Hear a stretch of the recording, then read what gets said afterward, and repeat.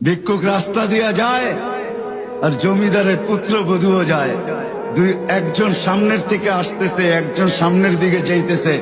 দুইজনের ক্রসিং এর সময় ভিক্ষুকের গায়ের কাদা জমিদারের পুত্রবধূর গায়ে লেগে গেছে।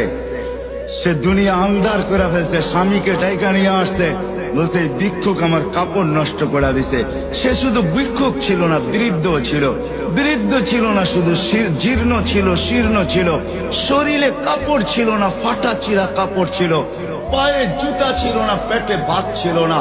জমিদারের পুত্র সইতে পারে নাই, যৌবনী শক্তি সয় তো সয় কি কইরা। তার স্ত্রীর গায়ে ভিক্ষুকের কাদা, বস সমগ্র শক্তিকে হাতে জমা করা, একত্র করা বৃদ্ধের গালে বসায়।